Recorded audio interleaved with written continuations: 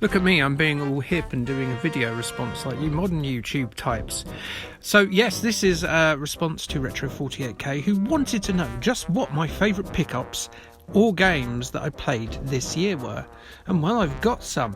And I've also got some games I'm looking forward to in 2022 as well. And at the end, I'll have to pick two people, not entirely at random, I'll just pick them because I'm a bully.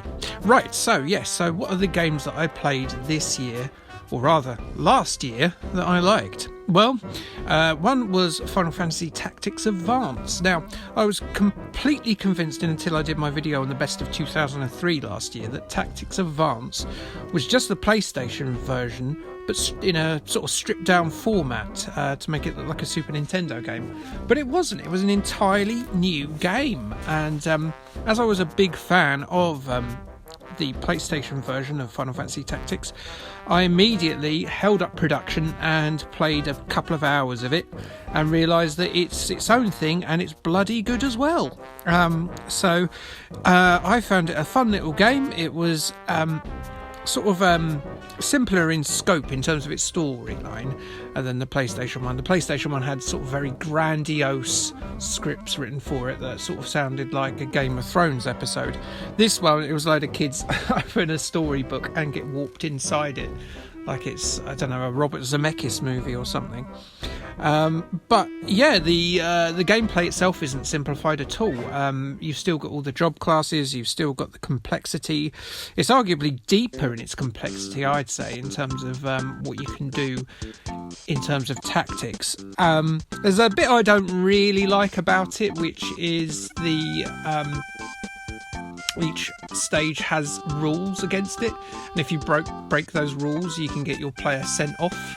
Yes, sent like a football game. They get sent to jail if you've got like a mage and you use like fire on a particular level, and it makes you really pay attention at the beginning of each battle for that. And if you've got the wrong people for the job, then you die, or you can't do a lot. So it's got flaws. That might be popular to some, but I actually found that to be like a bit of a inhibitor against the game itself. But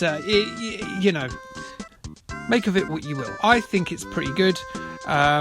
It's just a genuine surprise to get a really great game in a series that I really love, and to find that it existed all this time and I just thought it was a generic conversion. It wasn't. So yes, Final Fantasy Tactics is my number one choice. So next up is Cruis'n Blast, a game, one of the few modern games that I bought last year. It might have been the only modern game I bought last year. It was a new sequel to that old Project Reality, remember that? Four-wheeled hyper machine for the N64. It was Cruis'n USA. I remember seeing that a lot around in 1996 or 5, whenever it was, when they were trying to build up the Nintendo 64. It was like supposed to be the big launch title. There's been loads of games since, and there's this that came out, which is an expanded version of an arcade they released in 2017, and it's just full of ridiculous stunts and set pieces. It's utterly ridiculous. It's honestly as mad as a box of riled up orangutans. I love it. Sorry, London Eye, I guess you're dead now. Hi, 50-foot Yetis. How are you doing? Hello, aliens. Lovely. How are you? I'm going to drive around this attack helicopter. I'm going to drive around this dinosaur. It's nuts. It is the most... It's like a bowl of sugary cereal while you're watching a violent cartoon on a Saturday morning in vehicle game form. It's empty calories, but boy, does it give you a buzz. I love it. Please do try and play it, because it will give you a happy grin for about 28 minutes in this cold, unfeeling world. Vroom vroom. It's shaking that money maker. There's more clever touches than Einstein on his wedding night. It's so good. Your vision is that of what your digital Brucey can see, so you won't be able to see like forums over. That's why it's all blacked out on the screen, as you can see here. It makes you rely on sound cues, so you can actually hear like terrorists walking around, and you've got radio chatter for when a terrorist is close. There's a time limit for when Hans Gruber is 40, and it's exactly 40 terrorists going to break into that Nakatami safe and get the hell out of Dodge.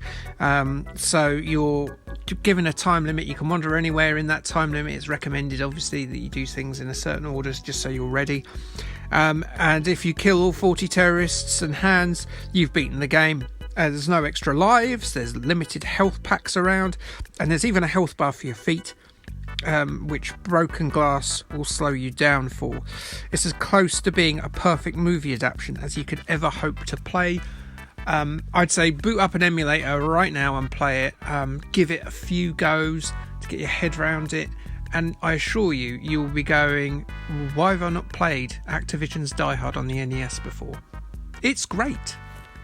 So in terms of stuff I'm looking forward to, well, I was going to say that Spider-Man 2 game, but I don't own a PlayStation 5. I'm not even thinking about getting one now, to be honest.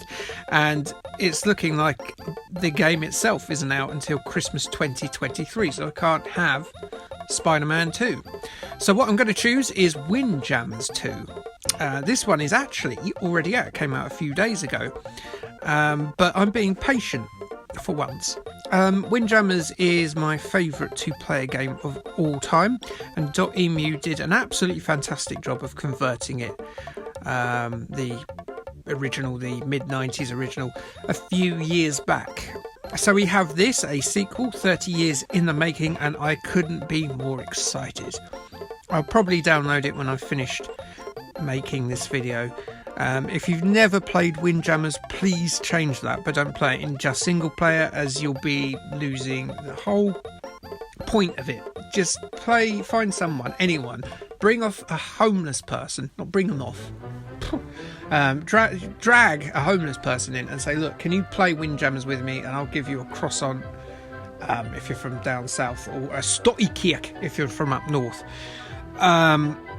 And let them play with you for a while. Not in that way. Again, veering into the sexual stuff. Terrible human being that I am. As for Windjammers 2, it looks like they've captured that summery 90s zing aesthetic absolutely correct. So I'm very hopeful that this is going to be the sequel I deserve. I do deserve it. Suicide Squad Kill the Justice League. So I had to look through it. There's not a lot of AAA games I'm actually looking forward to at all with Spider-Man 2 so far in the future. So I've looked at this and I think, well, you know what? I just remember how good those Arkham games were when they came out originally in 2008 or 9. They completely reinvented the superhero game. About the same time we had stuff like the Fantastic Four games based on those crap films, and the Sega early MCU games like Thor and Iron Man and Captain America, the First Avenger, and they were all terrible. They were just so generic. They were just sort of like PlayStation 2 games on a PlayStation 3, that kind of action adventure kicky game, you know, like Buffy the Vampire Slayer or something like that. They all played like that. They were all boring. But Arkham Asylum changed all that. And it understood the character of Batman, of Gotham itself, of his rogues gallery of villains, and it placed them in such a gritty environment. It really borrowed a lot from most of the kind of Batman mythos, mostly the comics, but there was elements in there of like the Nolan films a bit, and then of the Burton films and that kind of stuff. And I just thought it was brilliantly done. Not the Adam West stuff. There wasn't anyone running around with a belly hanging out doing funny disco dances. And this is the same team. This is Rocksteady, and this time they've got the Suicide Squad, so there's obviously DC universe, so it's the same universe. We know what they can do with that. This game, from the trailer at least, looks like it has that same level of sheen, and the range of characters in Suicide Squad could give the game extra scope in terms of gameplay.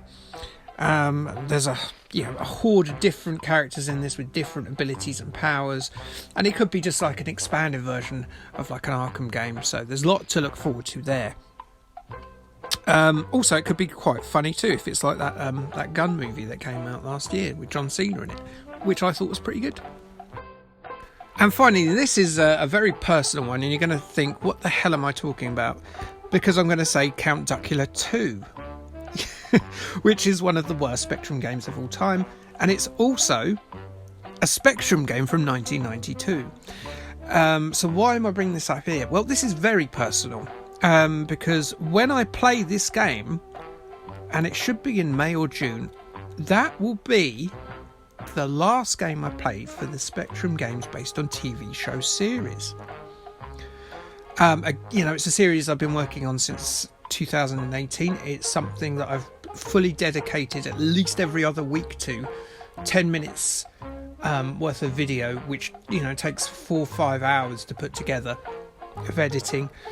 I have to play some truly awful games in there, some real cracking games as well, like Trapdoor and things like that, but there's some real dreck in there, like 321 and Pink Panther. And I think it's a series that I'm very proud of, because I don't think it's a series no one else has done.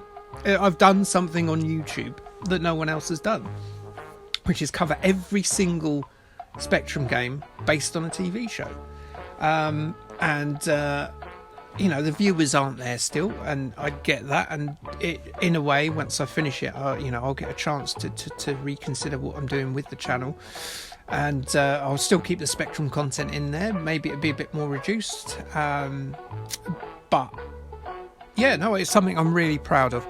And thank God there is light at the end of the tunnel, because some of the stuff I've been doing of late has been real bad. I'm hoping there's still a good game in there. I'm sure there is. But yeah, that's the last bit there.